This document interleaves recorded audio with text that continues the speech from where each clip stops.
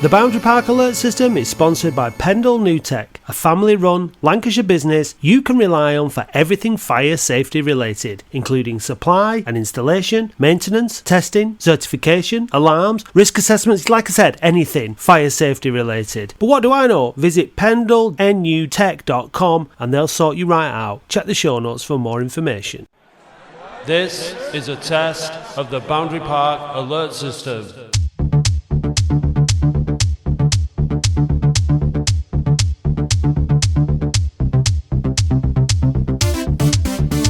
Hello and welcome to the Boundary Park Alert System podcast with me, Matt Dean. I'm joined again this week after a week off by Andy Halliwell. Hi, Andy. Good evening. Good evening. Yes. We're doing this on an evening, aren't we? We've been mixing it up a bit this season, haven't we? Yeah, just moving it around, just keep everyone on their toes. I see you've got a Guinness on the go. I've got one here as well. There we go. It's a Murphy's, actually. Well, you treated me to that at your house when I visited recently, didn't you? No, you know what that was? What was that it? Was an Eyed Guinness. That was a Mulligan's from was Aldi. it? Yeah. Was it? Because I wanted to try it. It was all right. It was all right, yeah. I'd definitely have it again, yeah. Yeah, but Murphy's is making a bit of a resurgence, and there's quite a few places doing it on draft, and I actually think it's a better pint than Guinness. It's really nice. Yeah, so welcome everyone to this podcast of reviewing your pints. Yeah. Well, there's plenty of pints to review from yesterday in Harrogate. I've got to say, some very, very nice ale over there. Really, really good. So I am feeling a little bit tired, sleepy today. Sort of, my brain isn't fun, and my brain needs all the help it can get. Let's be fair, but it's struggling a little bit today. And I've been for a Sunday roast. It's my mum's birthday today, so we've just been for a big Sunday roast. So I'm in that post roast stupor, the sleepiness. So really, I just need you two to help big time today to get through. So speaking of two, we should introduce the fan guest. Returning fan guest. Yep. You've been on twice or once? Twice, definitely, yeah. So is this your hat trick? Yes. Hat trick. So it is the metaphorical presentation of the hat trick ball. Welcome for your third returning appearance. Let's go through the ritual questions because obviously we've got a new one in this time. So when was your first game? Yeah, I don't pinpoint my first game, but I know my very first memory when I was mascot against Bristol Rovers. Can't remember the exact year. It must be around 96, 97. We were 1-0 down at half time and we won it 2-1. So I like to think I was a lucky mascot. So that's what I always definitely remember from that as my first game. So yeah. Yeah, good. Mate. Was that 96, 97 is the year we went down though, so you weren't that lucky. It's all been my fault. Yeah. Who was your first favourite player? Carlo Corazin. Yeah. I think I did say it last time, but people the fans that we sat with, the older guys, always said, "Hey, looks like you, him, looks like you." And he's the only striker I've seen score with his ass. So, yeah, he'll always be a legend. Played like you. Yeah, pretty much, yeah. What is your favourite ever away game? Yeah, this popped up a couple of weeks ago. I was actually speaking to Chris Taylor, and it's one of his. It was 2008 Leeds away when Taylor scored 2, and he just absolutely tore them to pieces. I think we come straight home and went straight into Oldham Town Centre, and we turned around in Escobar, and there was Chris Taylor bouncing away on the dance floor. So, yeah, it was pretty surreal, really. We were cheering him not 2 hours earlier, and then he was steaming on WKD and whatnot. So, yeah. Well, if you can't celebrate after you've just gone to Ellen Road and beaten Leeds, when can you celebrate? Exactly. Quite. And give us a little known fact about yourself, maybe a different one from last time. Yeah, 2 years ago, I was on a Channel 5 documentary called Motorways from Hell. I did a all-day filming for a 30-second segment, so it was one of those classics. I'm going to be on telly, and it was a quick interview, but it was for a video that I recorded on the motorway of people getting served by the ice cream van in the middle of a traffic jam. I posted it on TikTok, and one of the Channel 5 researchers reached out and featured it and come and interviewed me. Clipped out there for all to see. That's a good one. Yeah. Then right, so Mr. tell us, Whippy, who are you? Who are you? Yeah. Ryan Williams, that gobshite on Twitter, Razza699. One of those gobshites on One Twitter. of those gobshites. Yeah. Mick's favourite, Ryan, I think. Oh yeah. Yeah. Good stuff. Welcome back, Ryan, to the podcast. Thank you. Published author since you were last on. Yeah, buy my book. Yeah. Yeah, television, celebrity, author. We have quite a good pedigree, I guess, from time to time, don't we? And national journalists and all kinds of. I often think, if you look amongst the fan base and you meet people and you find out what they do and what they've achieved in life, or we've got a real range. I mean, I guess every fan base has, but you've got some really successful business people. You've got some people that have worked in the House of Commons and all sorts of stuff within the fan base, as well as all the things that you need with a football club, like joiners and sparks and all that sort of stuff. If you can mobilise those people, it can be really useful and powerful, can't they? We've got to take that star, haven't we? So yeah. Well, yeah, we've got a professor. We've got a renowned professor, like worldwide, TV celebrity professor. I mean, yeah, it's quite an illustrious fan base, really. Is the take that star Mark Owen? Yeah. He's a United fan, though, isn't he? Yeah, but he's from Oldham, though, isn't he?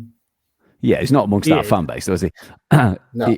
Yeah, I suppose, fan base. I thought you meant the town. Yeah, I mean fan base. Yeah, fair enough. Yeah. I mean, you could name loads of people from the town that aren't Latics fans, couldn't you? Yeah.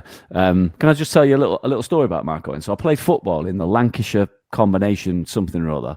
It was like step 12 or whatever it was when I was about 22, and I was playing in a team that was playing against the team that Mark Owen was in. And he was on the right wing, and our left back, who was a scaffolder and hard as nails, said, "I'm going to hit him early on. Because he was quite a good player actually. So I'm going to hit him early on." And he just went in for a 50-50 and absolutely clattered into it. And while he was laying on the floor, he stood over him and just went, "Take that." Oh, I bet I'd not heard that one before. Oh no, tickle me. I bet you'll never forget that memory. Oh, I bet he got him back for good, though. I'm telling you. Let's stop that before it gets too bad. Right, yeah. So there was a football match yesterday featuring Oldham Athletic in Yorkshire, but the posh bit at Harrogate. Good day out. Nice away day. It's just an ideal journey on the train. Not too strenuous. You're not locked on the train for too long. Change at Leeds, and then you're there. It's a good away day. Only 1,000 or so tickets available for Latics fans. Pretty much a full house and a win. So that's the main thing. First of all, before we get into it, we needed to win yesterday. We really did need to pick up those points, and we had to work for it. It wasn't straightforward. It could have been more straightforward. But yeah, it was a good win. Did you both watch it? No, I was at a 6-year-old's birthday party. You said your first one of the weekend, yeah? Yeah, I've done 2. So I'm going to keep mute for this and just let you two discuss it and listen. All right. Well, let's start off with Ryan then. You watched it, I believe. Yeah. Yes. Yeah. I was going to go, but my daughter was ill in the week, so my brother ended up having my ticket because he lives Halifax way. So, but yeah, no, I managed to catch it. It's a quick trip to the Netherlands and back to watch it. Things we do, eh? Yeah. What did you make of it? Yeah, I thought I was a bit that first 10-15 minutes when they had them 2 chances in behind. I think it was Stevens, and they both were playing a really high line. I was worried a little bit at the start, and round about I took notes to see how serious I took it yesterday. It was I think around that 20-minute mark where we just seemed to get going, and Hammond was linking with Pett and Caprice on that, and it reminded me of as we were a few weeks ago, but it was Conlon, Hannant and Upson doing it. Well, we seemed to be doing it more on the right yesterday, and then we started to find some joy, and then what can we say about that Month goal? It was not till the replay when you saw Joe Garner with the punch of a lifetime. It was fantastic, wasn't it? He's such a nuisance, Joe Garner. He really is, and he had a goal ruled out for offside yesterday.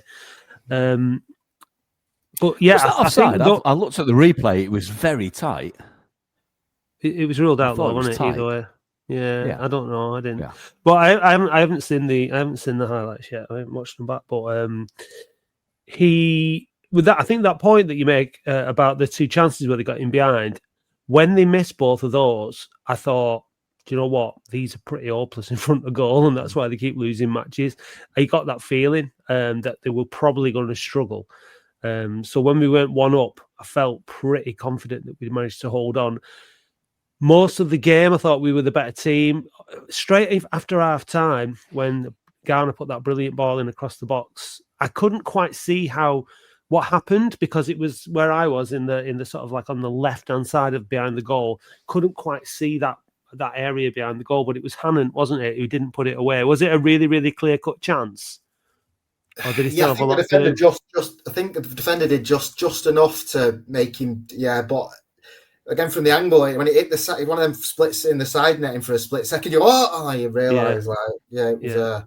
And then I think it was Mellon got nearly nicked it from the keeper, didn't he, when he got in behind? And then because I guess that's the one to cover today, isn't it? The Mellon situation. Like, he goes from scoring that wonderful hat trick last week to cutting a frustrated figure again yesterday.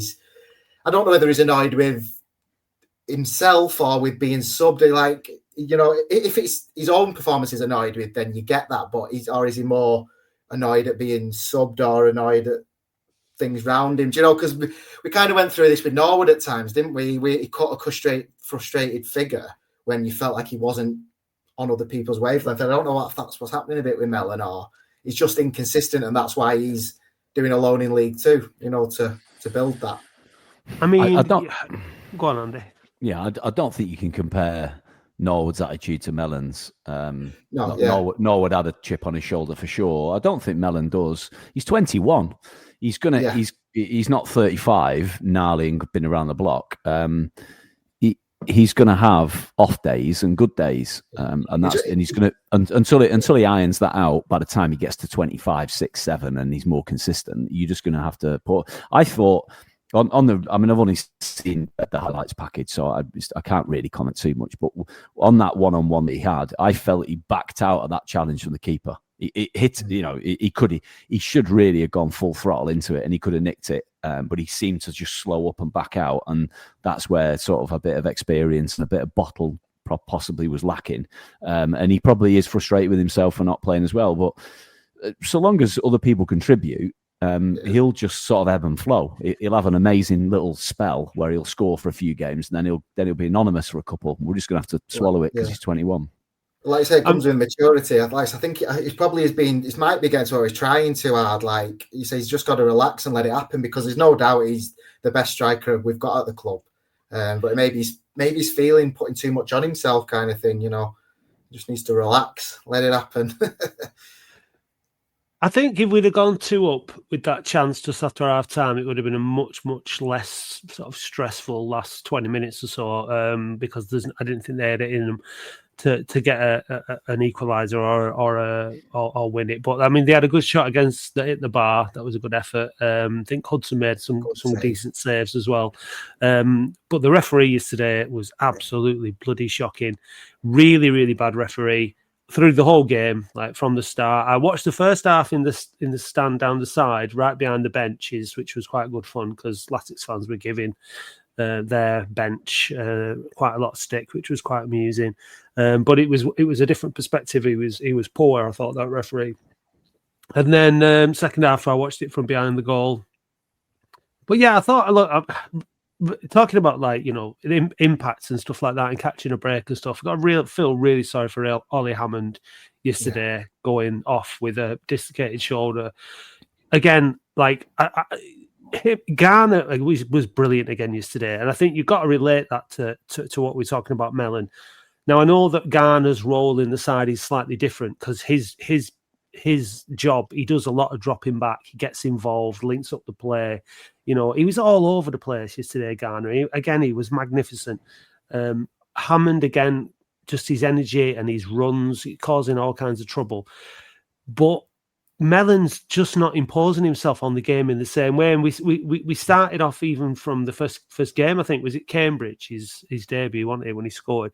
We talked about Andy, about him being, more of a sort of 6-yard kind of box kind of area of player. But sometimes maybe he just has to come and start getting a bit more involved in the game. Maybe that's something he needs to start doing, like Garner does. Garner, all right, he's a number 10 off Mellon, but he looks to get involved in the game and make things happen. And I think maybe Mellon just needs to take a bit more of a leaf out of his book, unless, of course, he's doing what he's been told to do and playing in the areas of the pitch that he's been told to play in. That's fine, but it'd just be nice to see him sort of take a bit more of a grip, or just scoring a hat trick and doing nothing else like he did last week, which I'm fine with as well. I think I tweeted after the Northampton game, but I think it will be a mindset thing with Mellon. There's no coincidence that was almost a free cut game last weekend. Like, if we'd have lost it, it'd have been, but it wasn't the biggest scalp in the world. And we kind of just relaxed and did his own, and Gunnar scores a wonderful hat trick. Maybe he just needs to bring that to his game a bit more, like you say, composure, and just getting, as you say, in the right areas, because even that 20-minute spell when we were struggling right kind of at the start, like I say, I don't think either striker, to be fair, touched the ball. So yeah, it's an interesting one. But I think, going back to the Garner point, I think you said it, Andy, on the last podcast. Like, he jumps a good couple of seconds earlier than the defender, and he's just up there every time. It's amazing. He just leans on the defender to keep his height up, which is exactly what Graham shouted. And to stop them from getting like any real leverage, because he gets the ball on the way down, doesn't he, rather than like meeting it on the way up. It's exactly what Graham Sharp used to do and was absolutely brilliant at it. Must come with experience. It has to come with experience, that of learning how to get the best out of your own ability. And when you're not the biggest, then you just have to adjust. You have to figure out, if you're up against big centre halves every week, how do I win headers? How do I win a header? Yeah. How do I adapt? Yeah. On the Mellon point, I mean, we're all agreeing, really, aren't we? He's by far the probably the most gifted striker we've got. He probably is the better finisher, and he has the most. He's the biggest prospect amongst that strike force. He's just young. He's 21. He's quite a physical specimen for a 21-year-old. Actually, when you look at the size of him, he's quite big. A lot bigger than many 21-year-olds would be slighter. He just hasn't, I don't think, worked out how to use his body and his strength yet, and that's kind of understandable given the lack of games that he's had in a very short career. And I'm sort of quite happy just to let him, flit in and out of games. I imagine that he's told to hold that central position. He's a number 9. He's a penalty box player. They want him on the last man. They want him off the shoulder of the other striker. They want him in behind. They want him to receive balls square so we can put them away. That's his job. His job is not to defend corners like Mike Fondop can do. It's not to drop back and link up play like Garner can do. His job is to score goals. So he's going to be anonymous at times, and then he's going to have a little rich vein of form. So I'm kind of okay with it. He's just got to learn. I just think on that one yesterday, he bottled it. He should have committed a bit more, and he probably could have nicked it around him. He's not the quickest, is he? He's not the fastest over the ground. So when he gets in behind, he doesn't always. He's got no pace to take him away. But you could say that about, like, I'm not comparing the two, right? But you could say that about Harry Kane. Harry Kane doesn't really have a great deal of pace, but he's got a lot of now obviously at the top elite level, uses his body and finds space, and that's something that Mellon will probably learn over time, and then realise a better career than League Two. What Matt said about Harry Kane, though, it annoys me at times for England, or it used to, how deep he can come looking for the ball. And I think that's what you said, but Mellon maybe needs to start doing that a little bit, just coming looking for it in that final third just to take the ball forward. But I wonder with games like yesterday, though, I suppose we were winning, but I don't know if Mickey Senior is in a little bit of a pickle with him at times. I think if, like games like yesterday, I think Mellon stays on if that's not his son. Because he, as you say, he's the best striker we have, and you leave him on when you're looking for a goal. But then he gets into the territory of, if he does leave him on, is he going to start getting in the net going, it's your son, you won't sub him? I wonder, it's a test for his managerial ability. It really is, to how you deal with the games when he's not playing too good. Because how many times do you see strikers having a stinker, but they're the good player, and they stay on and go and bag one in the 90th minute. You know, it's an interesting situation that's developing. Yesterday was a bit tricky insofar as I can't remember the order of what happened. I think Ollie Hammond came off injured, and then obviously Wood got sent off as well. You could notice again, like the ball doesn't stick up top the same when you've lost Garner.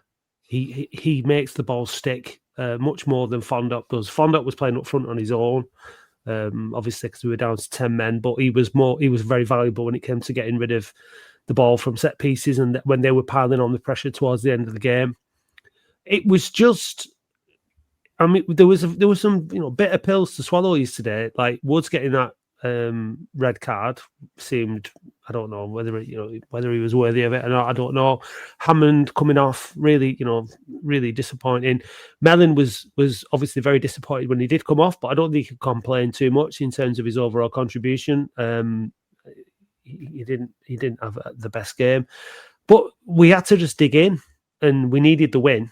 Really needed the win, and we held on, and we got it, and that's what matters. Hopefully, Fondop was almost told, don't even think about scoring when you put on yesterday. He come on to play as a defender pretty much, and that was great. Like you said, to have that option kind of thing, because there was a couple of things we were breaking towards the end, and it was like, don't just go, carry on running to the corner. Do not even think about going for a second at this moment. It would be horrible to concede now. A credit to Kane Drummond as well when he came on. Thought he did well. He chased everything. He used his pace to get back into good positions and make tackles and really grafted and really worked hard. And I remember seeing him when the final whistle went. He was like down near our corner, and he was absolutely buzzing, like with the he proper giving it. Yes, you know what I mean. How do you feel about this? You could hear it in the warm up. You know, this way cheering when he scores in the pitch. He's laughing it off. But how do you feel about? Is it fan banter? Is it a bit too far? Is it a bit toxic? Is it No. Well, let me put it this way. I'd rather they were doing that, and it was all in good nature, than him getting absolutely loads of stick every time he went near the ball and stuff like that. And I think he's taking it in the right spirit. And you know what? When he does score, and he will. Then it'll be fantastic. And I think as well, look, like he's got to do what he did yesterday.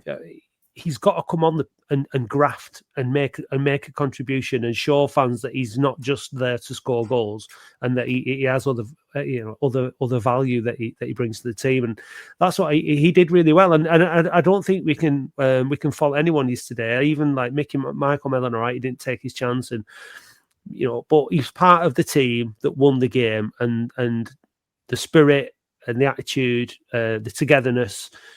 He was disappointed when he came off, as he should be. Any player who gets subbed should be disappointed, even if you accept it and it's you're doing it for the team. But you've always got to be disappointed. You always want to play 90 minutes, and we'll hear from Mickey in a minute. But he was absolutely buzzing at the final whistle. He came over and he's pointing to the fans, and he was really, really emotional. He was really, really visibly. I don't know what the right word is, to be honest with you. He was really kind of, there was a lot of passion in his, very physically demonstrating that passion, pointing at the fans. It was a real sort of like in it together kind of moment, and I really like seeing, because he's not that kind of guy on the whole, is he? But so to see that and to say, he was so happy that we'd won, and it meant a lot to him, and it meant to sort of that reflection of what the fans were feeling in the manager. And I always like that. I always think that's nice to see. Well, it's with the squad. I know at times I questioned a few of the signings myself here and there, but I think one thing Mickey Mellon's brought in, players who just get it, like they get what it is to play for Oldham Athletic. And games like yesterday, we wouldn't have won that 1-0 if the players didn't get it. Like those, and that's where you come back to the Norwood situation. He was someone at times you felt didn't get it, like get what it meant, this club and this away support, and whether they're not always up to it skill wise, they're all putting in an absolute 110% every single week. It's it's a real together squad, isn't it? And it's great, and fans love seeing players busting a gut for it. 100%, yeah. I met Matt and I exchanged messages last night after the game, and I think I put words to the effect of, it's just really nice to support a football club that is being run well, by people that put the football club first. But also, you've got a management team, players, and fans that all feel connected, and it's not something that I take for granted. Given where we've been, so I'm really enjoying it. Yeah, 100%. It's and it takes time as well. I mean, obviously, what happened earlier on this year at Wembley in June gives a lot of credit and with the manager and things like that. But you have to go through things together. You really do. You have to. That's what building a team is all about. It's what building that community is all about. We've been through something together now with that experience at Wembley, and this season's not been easy. But everybody believes in the manager. Everyone believes in the players enough to sort of to back them, and we all believe that there is more to come for. I think. I mean, you think of some of the hands we've been dealt in terms of some of the injuries and things like that. And again, yesterday, I'm reckoning it's going to be Pet who starts in that central holding midfield position, probably on Tuesday night against Bolton, and then on Saturday against Crewe. But having to mix it up again, change it around, but there's still a long way to go this season, and we're doing all right, and yeah, I'm more than happy. But let's have a listen to Mickey Mellon in the post-match interview from Harrogate yesterday. We're the fire experts, fire safety experts at Pendle New Tech. We train fire marshals, fire safety marshals at Pendle New Tech. Pendle New Tech have fire experts across the UK covering all your local and national needs. With over 100 years experience in the fire safety industry, you know that you can trust Pendle New Tech. Right, enough of that now. My boys and the superb supporters together showed unbelievable quality, unbelievable character to get a 3 points that we fought so hard for. And some of I'm speechless. I really am. I've never seen anything as poor as that before. And I hope that somebody's watching it today, because if a referee coach is watching that, I cannot believe he will not be dealing with that. It's as bad as I've seen all. And I don't want it to take away from my players, but I think it's absolutely needs to be mentioned how bad it was, how poor it was. But my players fought and scrapped, went down to 10 men, and then he found 7 minutes to add on. We've never had 7 minutes since I've been here. Found another 7 minutes, but the boys hung on, won their headers, won their tackles, and kept going right to the very end, driven on by a superb support. And we go back down the road with a valuable 3 points. When you come to a place like this, you always need the battling qualities, and that must be particularly pleasing. Yeah, you need the battling qualities every week, but you shouldn't have to deal with a referee like that. I mean, it was outrageous. I just don't really know where to start, and I don't think there'll be a person here with a fair mind that won't say that was a bit tough on Oldham. There, a lot of what went on there. But you know what? We showed the qualities that was needed. The players that come off the bench and the lads that stayed on, ran their socks off, and as I say, rolled on by our unbelievable support. We go back down the road with a really valuable 3 points. Goal came at a time midway through the first half when we were starting to exert more control on the game. Yeah, we deserved it. We deserved the goal.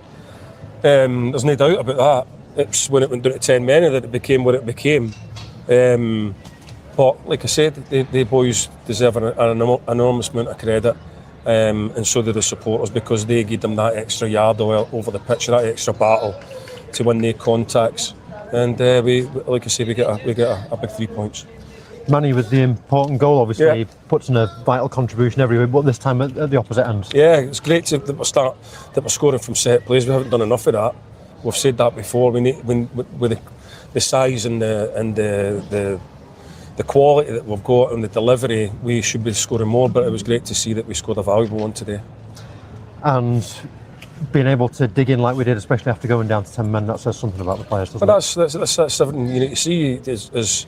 These players will run their socks off. They've done that ever since I put this group together, and the qualities that they showed today is what we're going to need over the course of the season. But I hope that we don't have to deal with an official like that every week. It was tough. It was tough, I'm devastated with Ollie Hammond. I cannot believe he thought Ollie Hammond was play acting, and he said he never left the pitch. The lad went down excruciating pain with a dislocated shoulder. He's now in the hospital.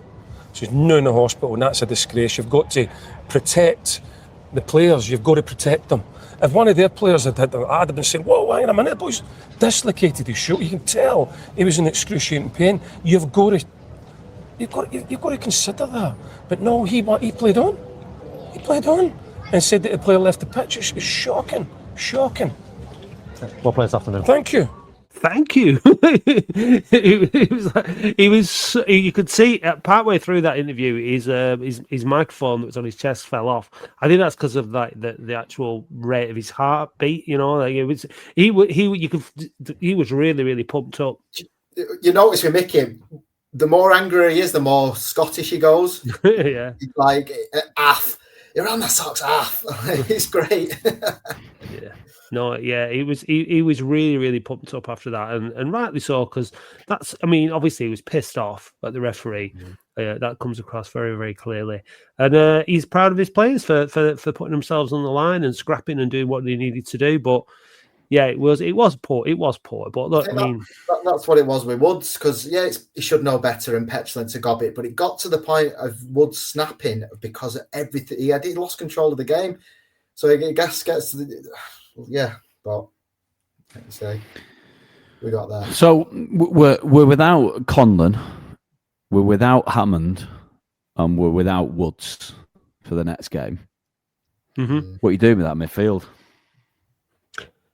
Well, we've still got. I'd put Pet in that just in front of the back four. I think. Payne.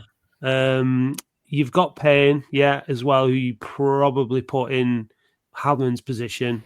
You've got Hannon on the left. Wingers out with Hawks and Morris might have to come in, or I don't think Stevens is anywhere close. He was blowing yesterday, even training apparently. So, yeah. Well, what's the story? And what's the story with Charsley? Is he still injured or what?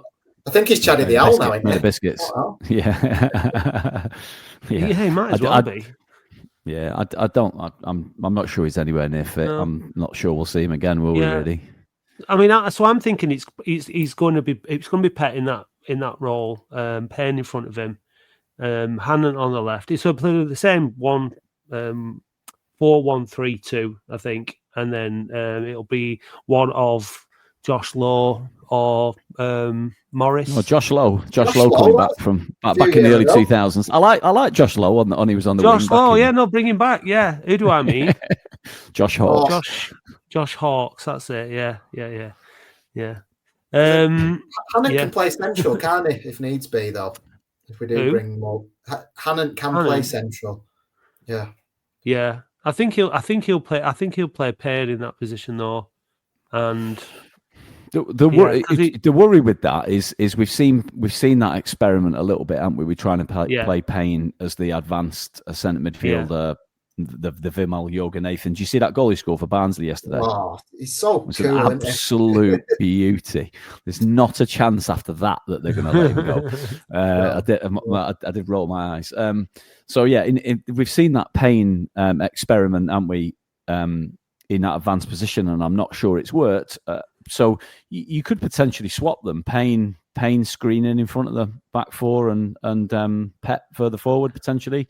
That's where Payne played, didn't it? As like the anchor. Correct. He was a defensive midfielder, but I think he's trying to convert him into an attacking midfielder because he's young and he's got legs, but he just possibly hasn't got enough experience in that role. Because the worry is, like you said, when Hammond went off yesterday, from reports and the Payne experiment in that advanced position, we have been lacking someone to burst forward, haven't we? And Hammond in the last couple of weeks has looked like, we know Hammond is a super fit lad and he can get up and down that pitch all day long. So that is the worry, really. That midfield four looks a bit weak, doesn't it? I'm not overly excited about the thought of Kieran Morris coming back. I haven't been impressed. What about Josh Law stepping seen. in? Are you excited about that? Better off. It's a good Latics man question, that. Josh, I mean, I don't know about Josh Hawkes. Like, you've seen fleeting bits of him at the start of the season. He looked okay, didn't he? And then he's just fallen out of favour completely. I think when he come on against the last home game, not the cup, the one before. Yeah, Shrewsbury. I was looking forward to him coming on, and I don't think he touched the ball. It was just like, I can't judge him. It's weird. It's hard. It's hard for players when they've been out for a while and they've got to come back in and make an impact in 20 minutes in a second half or something like that. But he's going to have to rely on them lads. That's what the squad's for. It's unlucky that you lose your two more sort of experienced players in Woods and Conlon who both play that position. But I think Pet can play in that role. He might not. He might choose to put Payne in there, but he might choose to put Pet out on the right of that midfield. We'll see. But he's definitely not going to have Hammond, and he's definitely not going to have Woods to choose from. That's for sure. What do you make of the signing another centre back situation? Well, I make an assumption that I made an assumption that he's looking to go 3-5-2.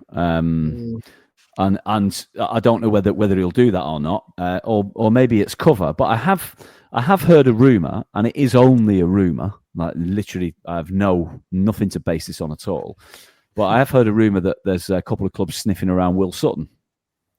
And so I was worried. Again, this was just me 2-2 with 5. I was worried it might be Monthé. He's out of contract, isn't he? After he's 2 years, so he did last year and then this year. Yeah, but out of contract in the summer. If they cashed in January, and then we've got the centre backs ready. But it's just not heard a thing. It just worries me that because Theo Vassell's training with us as well, and it's like, have they got another centre back lined up if that happens? I can't see someone like a Manny Monthé. What's Manny Monthé? 30? Is he 31? Maybe, I can't remember, around that sort of age. He's 29 when we signed him. He's probably about 30 now. Yeah. No one's going to pay money for him. But when he's got 6 months on his contract in January, they'll just let him run the contract down. And if he's well paid, the only other way of looking at that from the manager's perspective is he thinks that he's coming towards the end. But I don't think he is, and I don't think there's any urgency to be trying to move a player on like that. That maybe it's because York might just want him. maybe it's because the only other way of looking at it is I thought it might be because of Daniels is. He has had a couple of niggles, hasn't he? Daniels isn't maybe a consistent starter for 46 games. He might miss a dozen games in a season through little niggles and injuries, and then he's got cover. But he has cover in Will Sutton. So if that suggestion that this team's, because if you think about saleable assets that we've got, the obvious one for me is Hudson, and I've also heard that this team's sniffing around Hudson, and that wouldn't surprise me one bit. And the beauty of having him for further 2 years is there's no immediate rush, is there? But I would expect. Figures, wouldn't it? Yeah. For sure. I mean, with 2.5 years on his contract, I don't know what you think, but I wouldn't be letting him go for anything less than £500,000, not a penny less. Because there's no need to. So you just basically jack the price up and see who's prepared to pay it. I think he's, a lot of people. Of course, he was last season a National League goalkeeper, and yes, he had a mistake in him. But I could see that a lot of the games he was a pretty comfortable influence. He comes out and catches. He's a good goalkeeper, and he's definitely getting better. And so whoever goalkeeper coach, who's also the assistant manager, right? Is that right? He's definitely doing a job on him, and he's improving quite a bit. So yeah, I don't know. I'm expecting a bit of movement in January, possibly out and in. Like, I guess you'd have to ask yourself the question. I know you've got Hawkes and Morris, but they're not really featuring, are they? So you've got Ogle and Leek. Leek was obviously on the bench yesterday. He's not fully returned from injury yet. Ogle has been quite well publicised on here, struggled at the start of the season, got that injury and has re-struggled. So, as you say, there may well be some shuffling coming in January. Yeah. Look, they'll always try and improve the squad when they can. And I think Mickey's worked with the lad that he's just signed before, hasn't he? Surprisingly, at Tranmere. But you know, if there's a lad like that who he knows who's out of contract and he can bring in, because there's a transfer restriction with back in the Football League, so you can't just bring players in when you need them. It might have just been one of those where I thought this is a good opportunity to bring a good lad that I know in before he goes somewhere else. Let's use that opportunity and bring him in. You know, it might just be simply a case of that, and then you know, come what it happens in January, we know we've got it. I mean, we knew when Daniels got injured, and then we had Sutton, and then Sutton got suspended. Straight away, you can be down to you've not got that much cover.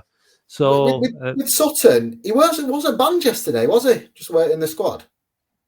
Yeah, it was interesting. Yeah, but you know, that's the problem. That's the thing. People come back in the team, and you know, he did well enough anyway. You know, the last game there was no need to change it. You know, that's 3 games now on the bounce where we've started with the same team. Now, obviously, that's not going to be the case on Saturday because Woods can't start and Hammond can't start for starters. So it's a shame that it really is a shame, because that's how I think you start to build that consistency. The fewer changes you can make, the better. And we're just looking like we were starting to find a nice balance with the players available and in the right sort of formation. And yeah, but now we'll have to jiggle it a bit.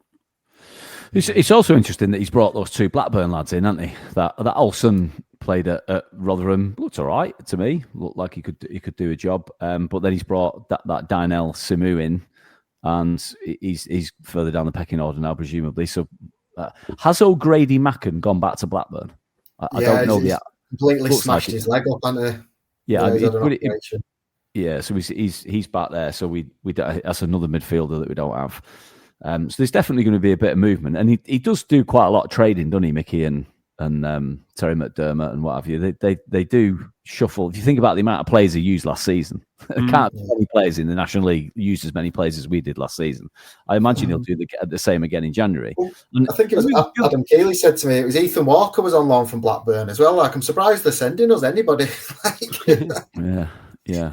But then, in the same vein, look at Vimal Yoganathan now, and that is because of his loan spell here that has jettisoned his career on. So you can always look at that example. But yeah, I know I've been blowing smoke up Joe Garner's ass for the last few weeks, but I think having him in the team improves our midfield as well because of his awareness, and he's dropped back in and he links up play in the midfield. You know, he's back there a lot, and I think obviously because if you've got someone like Hammond bombing on, sometimes you have to have people dropping back, and so I just think he's made a massive difference to the way that we've been playing. I think he's been. I think we struggled a little bit with the midfield and the attack to link up in an effective way as we have done with Garner in the side. So I'm really touching wood that, like, he stays fit and available, because for me he's him and Mellon up top. That's the answer. The best answer we've got to the, and the last 3 games, we've won 2, drawn 1. So we're on a good little run now. Looking ahead to the weekend, it's the Adrian from Shropshire derby. It's Oldham v Crewe. Looking forward to this one. This should, I would imagine, bring a decent number with them. Crewe. Can we remember back to the days gone by? Do they travel well? They're doing well in the league, so yeah, they travel all right, don't they? Yeah, they'll bring a few. Be like Shrewsbury brought a couple of weeks ago, won't it? You'd imagine 600-700. Yeah, I reckon about. Well, I was team in the top 7, not too far away. I think they'd bring 1,000 with them, wouldn't you? But I don't know, maybe not. But yeah, they're just looking here quickly. They've won 3 of the last 5, lost 2, won 3. So it's going to be a tough game. But I don't fear, off the back of the performances that we've had this season against some of the sides towards the top, I don't fear anybody coming to Boundary Park. I think we can definitely beat them. Whether we will or not is dependent on the football gods. But I don't fear it. I'm looking forward to it. It should be a good game. With Crewe, I get Dean Ashton and the Rob Allstays with Crewe. I get flashbacks to what great strikers they went on to be. Yeah. What year they went up? The year that we missed out on the playoffs, didn't they? What year was that? Was that 02 or 07? I get them mixed up now. Yeah, they were good, weren't they? Those two up front for them. Yeah. Just looking ahead a little bit further. Do you when would you expect to hear news on a contract extension for Mickey Mellon? Yeah, well, I don't know. We've spoken about this, haven't we? Well, it's November now. We're just starting to talk about January transfer window, players in, players out, and his contract's up in July, 1st of July, end of June. Do you let a manager who's not staying do the signings, or do you? Well, I don't think. Or? Yeah, I don't think that you let the manager's contract. I think if it gets to June and he hasn't signed, we assume he's going. That would be my thought process on it, because I think if he's staying, they'll get that done, won't they, so that everybody knows what's happening and he can start cracking on with the summer business ASAP. Here's a theory for you, right? Have you noticed? We just mentioned him before. The goalkeeper coach, Scott Davis. He's really involved on the touchline, isn't he? Mm-hmm. Maybe I'm slow to notice him, but definitely more this season than last. Oh yeah, 100%. Yeah. He's involved in the touchline. He's involved in the sort of setting of the. Sometimes Mickey's sitting back now, isn't he, and not really involved, and Scott Davis is on the touchline giving instructions. So I'm looking at that quizzically, thinking, is he being lined up? I'm like, is Mickey Mellon thinking about retiring? Is Mickey Mellon going to get involved in Sports Town?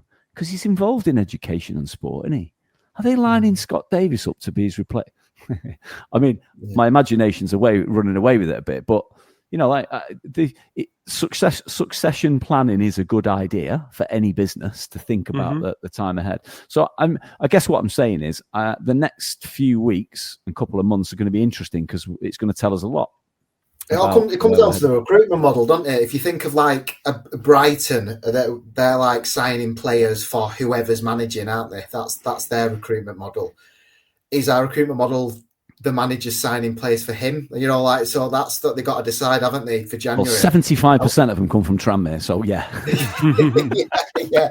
I'll say, are we going to sign players for the future with not Mickey Mellon around? Are we going to sign players he's going to use for the next 2 seasons? So it's interesting. Just to expand on your point a little bit, Andy. There, is that the right move in terms of where we're at in our development as a club, to bring in somebody who, all right, he knows the players, but he's still relatively inexperienced in that position? Do we need an experienced hand at the wheel like Mickey Mellon or somebody else? I'd like to stay Mickey. I'd like Mickey Mellon to renew his contract for another year after this one. But for me, I want him. I think he's done a fantastic job. I think he's got all the experience we require, and I think he could get us promoted into League One.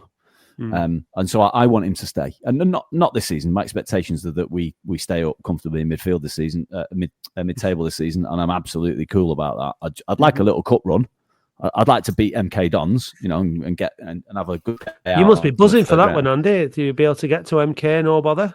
I've already been once this season. Do I really want to go there again? It's purgatory. None of us want to go. I mean, literally everybody I've spoke to has said that. They said, I've been there once this season. That's an offside. We need fans to turn up. So come on, there's another curveball with Mickey. What fan we think we're screaming out for years has been a director of football. Is there a chance he goes upstairs whilst a new coach becomes head coach? Is that an option? Well, for me, what was about to lead to is I've got no issue with the thought of the succession being in sort of a modern coach with all the modern approaches that come with it. Because Mickey's not he's not old, and he's got plenty of years he could manage and still be very successful, particularly in the lower leagues, I imagine. But if we're going to go progressive and we're going to try and lean into this whole Sports Town project and make it about youth, and then having a succession plan around that sort of modern day coach, I've got no issue with that. That's what I hoped David Unsworth would be, but somebody who can make that success. I've got no issue with that. So if they think and they see him every day and bearing in mind we're talking total hypotheticals on my ridiculous theories here, right? Which is a bit nonsense. But if they had seen something in Scott Davis and he was interested in that role and they thought he could do that, and Mickey stayed in some form of role within the company, within all of the other companies to help support that, then yeah, I'm down with the idea. I think what there is, Andy, I don't think there's any rush.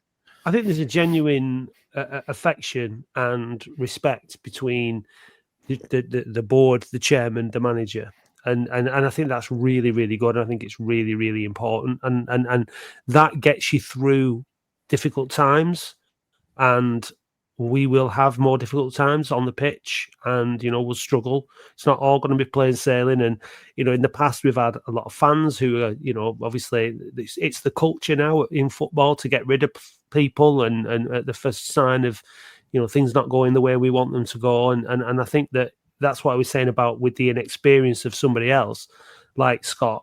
It's potentially, I think you've got to be able to just ride through the storms and keep the ship steady, and that consistency and that relationship is really important. So I'd be happy to see that carry on, and I also think that what you suggested there about his involvement in the Sportstown project is totally viable and potentially something that could happen when he's finished managing Latics. And I'd like to see that. What I'd like to see is in an ideal scenario, Mickey Mellon carrying on as the manager, ending his contract and his involvement as the manager because it's the right time, and for him to maybe if he wanted to carry on, rather than it just going south and him getting sacked and that kind of thing. That would be the ideal scenario where it ends on the best terms possible, and there is a succession which is planned and organised and all that kind of stuff. But then again, that doesn't always work, does it? That was the David Moyes into Alex Ferguson's job kind of thing, weren't it? So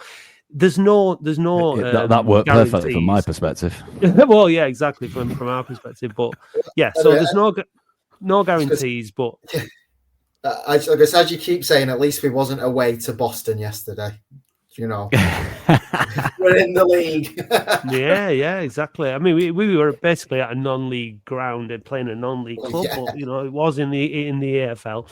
So their manager's been in charge 17 years. Yeah, that's incredible. Oh, his dad's the chairman. So. Oh, right, is it? I didn't know that. Yeah. But you can't complain because Harrogate Town have been, what were they promoting in 2019, I think, to the Football League. Yeah, it was in the pandemic to an empty Wembley. Yeah, and they're still there. And for 2 years before that, they were National League North. So in 7 years, they were an established League Two team. So as you say, fair play. Yeah, doing very well. And yeah, it is what it is. But yeah, look, I'd like the Mickey Mellon era to end, when it's the right time, and him ideally brought us more success. Why not? So far so good, I think. So anyway, listen, yes, we're at that time, aren't we, Andy? We are. How many points did you get on Latics, man, last time you came on, Ryan? Possibly 2 or 3. I think because I surprised myself, I think. It depends what comes out, the Paul Prendergast and Andy Halliwell computer, because I've had to add some today because I wasn't here last week and Matt didn't remind me again that we were low on questions. No, well, I mean, you should have said, oh, hang on a minute. What am I doing? Chill out. But just say Andy Ritchie 8 times is a chance of getting one. Yeah. Well, listen, Andy, it's your job, that. Keep an eye on Latics, man. Right. Let's give it a go. Good luck. Latics Mind is sponsored by Oldham Athletic Supporters Foundation, investing in the fans, the club and the community. Join today at oasf.co.uk for just £12 a year. OASF, because we're stronger together.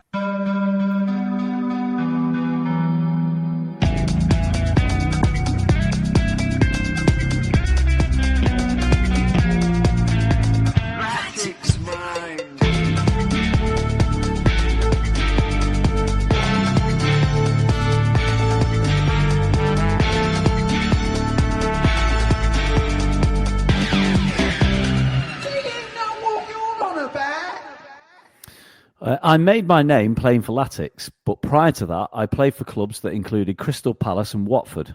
Who am I? Pass. Which winger also played for Stoke and Norwich, as well as Latics? Pass. Which ground has Latics' last 5 results been a win of 2-1, a draw 0-0, a 2-1 loss, a 4-0 loss, and a 1-1 draw? Bramall Lane. Wrong. It was Portman Road, Ipswich. Who was Latics' first FA Trophy tie against? Pass. What place did Oldham finish in the 2018-19 season, their first in League Two after relegation? 18th. Wrong. It was 14th. Who did Latics draw 3-3 against and eventually win on penalties in the FA Trophy tie of 2023? Chester. No, it was Mikolova. Oh. As well as Latics, I also played for Blackpool and Everton. Who am I?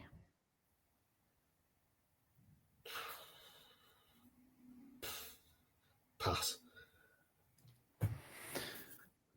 Latics have sold 5 players for £1 million or more, but who was the first? James Tarkowski. No, it was Mike Milligan. Which ground has our last 3 results read a 0-1 loss, a 1-1 draw, and a 3-2 win? Pass. I've started, so I'll finish. What was the attendance at the 2025 National League playoff final? Oh my God.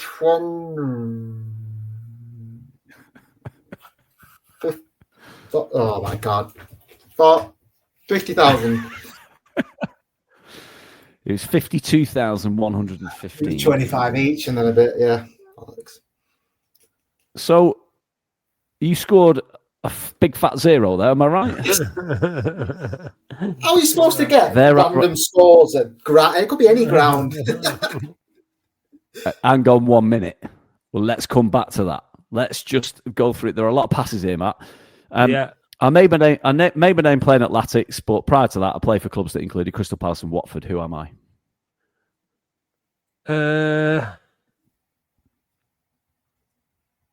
I can think of a few players who played for Watford, but I'm struggling to think of someone who played for Crystal Palace. I think he also played for Lincoln before us as well. That doesn't help. And then played for Barnsley after us. Neil Redfern. Which winger also played for Stoke and Norwich as well as Latics? I know this one, I think. Neil Adams. Correct. Who was Latics' first FA Trophy tie against? I believe it was Gateshead.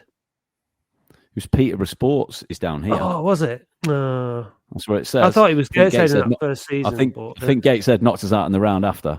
Right. Ryan, think about this. Which ground has our last 3 results been a 1-0 loss, a 1-1 draw, and a 3-2 win? The National Stadium, Wembley. Oh, Wembley. I thought that was a gimme. That was a gimme. I guess the fact that we've only played there 3 times was a good clue. Yeah. Anyway, is that it? That's your lot. Yeah. So easy to tot up your correct answers there, Ryan. 0. Listen, what you play Latics Mind so that everybody else can play Latics Mind. That's your sacrifice. So Exactly. Don't worry about it. Everyone.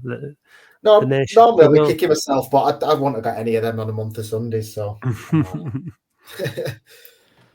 it depends what comes out of the computer. Yeah, it's only easy we know them. Yeah. So I think we're all happy, aren't we? Apart from, Ryan's looking a bit more glum than he was at the start of Latics Mind, but I think we realise I've got nothing to listen to in the gym in the morning because. Well, I think we're all happy with yesterday. There was obviously it was a bit bittersweet, really, insofar as Ali Hammond getting that injury is not good. I don't like seeing the lad, walking off the pitch, walking directly towards us yesterday in pain. So we wish him all the best and a speedy recovery. I'd like to thank. There was a guy on the train who I managed to blag a can off on the way home. I can't remember what his name was. But cans on the way home from the train are precious, aren't they? On the away trip, everyone's got loads on the way there, but there's few and far between. But there's a guy who gave me one of his cans. So thanks for that, whoever you were. I can't remember your name. Yeah, it was good. I enjoyed it. I met a couple of Burnley fans on the way back from West Ham on the train. I had a good chat with them. That was good fun. So it was all good. 3 points. Latics moving up the table, and Crewe on Saturday. So I'm quite happy with how the season is panning out, Andy. Zen AF. Yeah, absolutely. We'll completely play relaxed. Yesterday and lose, won't we? That's what'll happen. So well, we have already this season on a handful of occasions. Yeah, absolutely. Yeah. So So listen, you've got a free pass tomorrow to listen to a new podcast if you want, Ryan, in the gym. Or you could listen to this one, just for the sake of it. Listen back to yourself. Just fast forward through Latics Mind. My wife always says I love talking and listening to myself. So well, there you go. Perfect opportunity. Right, lads, it's what time now? 25 to 8 on Sunday night. You're free to go and do whatever you want now for the rest of your evening. Have you both eaten? Already eaten, yeah. I've got the fire on. I'm going to go and sit in front of the fire now and watch a bit of telly. Lovely. That'd be nice. Andy, you never know. Next time I see you in person, might be on Wembley steps again. Who knows? Yeah, that'd be lovely, wouldn't it? Yeah, that'd be nice. Yeah. Just make a note of the score if that's the case. Right, cheers, lads. Thanks, everybody. We'll see you for the phone in on Thursday. Cheers. Take care. Bye. Hey, Dave, did you know that listeners can now buy us a coffee or any other kind of hot beverage? Ooh. What's your favourite hot beverage, Dave? A macchiato. And how do you like your macchiato? Black with lots of milk. Oh. No cream? No. Well, if you want to buy Dave a macchiato, then go to buymeacoffee.com/We Are Oldham. I'll just have a Nescafe. Ooh. Thank you, listeners.